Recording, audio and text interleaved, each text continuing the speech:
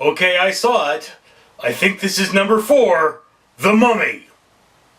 Yeah, there was like a 1930s, a 1940s, I think maybe a 90s, and now there's a 2000 teens, The Mummy.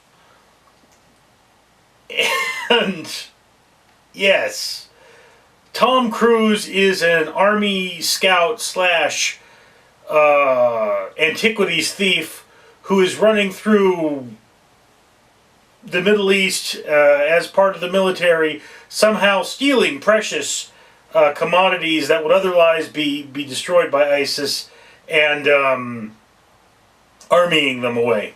Yes. This is a really weak plot. I mean, I get that they have taken it out of Egypt and tried to place it in a more relevant country, but look, The Mummy, Tom Cruise's The Mummy is a video game. It is totally a video game. You've got a bad guy mummy with minions. You've got a hero with slightly developed side characters trying to fight the minions. You've even got a couple boss battles in there. It's totally a video game. If you like watching people play video games, you're probably going to like this movie. Now, I have to admit that I do like watching people play video games. I have watched people play the Resident Evil franchise quite a bit, and I have to admit I really enjoyed it. But the problem is, it's not that good of a video game. I mean, they clearly designed this for it to be a video game where you're taking out minions and you're fighting with bosses. And I mean, that's cool and all, but it doesn't make a very good movie. And there's a cat over there that just won't shut up. But Nimbus, really?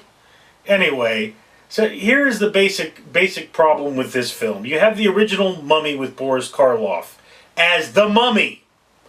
Focus there on the Mummy, because this is a horror movie. Horror movies, it's the villain that's important.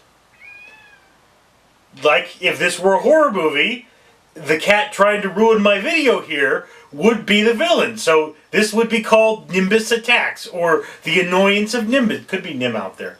But that's what you're looking at, is you're looking at a horror movie focus-centric on the villain. Tom Cruise, the biggest actor in this film, is not the villain, per se.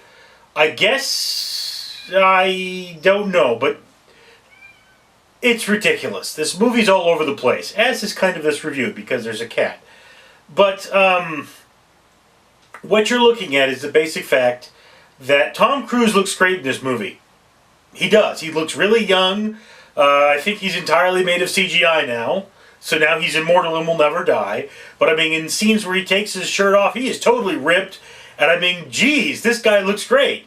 He is still not supposed to be the focus of this movie. And yes, okay, Universal came out there, they said, we want our own cinematic universe. We see what DC's doing, and I don't know why they're trying to make that happen, and we see what Marvel's doing, and I understand why they're trying to make that happen. But so now they're going with this universe where it's already established, but they are rehashing something that's been so hashed that it's been beat to ad nauseum. So what am I saying about this film? Well, you should probably wait till it comes out on Netflix or something, and it's inevitably going to come out for cheap, because it's a really bad movie. I mean, really, look at it. The Mummy has been beaten to death. Dracula has been beaten to death. That's another movie monster. Even Frankenstein has been beaten to death. He's been in so many properties.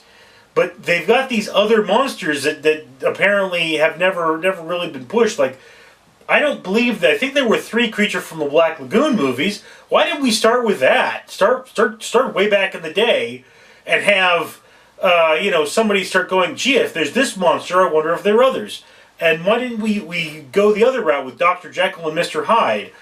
Dr. Jekyll appears in this film, and obviously he has an incredible understanding of evil. So the overall theme is the fight against evil, both the evil within ourselves, which Tom Cruise's character has a lot of, and the evil out in the world, which is extremely powerful. And I get that. I'm totally into that. This could have been a really, really great movie. But why didn't you just start with a smaller movie like Dr. Jekyll and Mr. Hyde, which would have been a very personal story, and just build from there? I mean, guys, with these cinematic universes, remember, each movie keeps getting bigger or staying at least as big as the last. Or in the case with Ant-Man, the fans get all pissed off because the movie wasn't bigger than the last one. So yeah, to appease the fans, start out small. Alien started like a small personal story, blew up into this huge franchise, and now we've got a lot of movies, most of them are bad, okay? A bad example. Terminator started really small, got way bigger in the sequel, and then, oh dear. Okay, bad example. Maybe don't take my advice then, because yeah.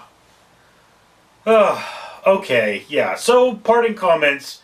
Here's the thing. If you're going to start a major cinematic universe, just really try to make a good movie. I think that's what we should all focus on here. Because this, oh dear, this was bad. I mean, it really was.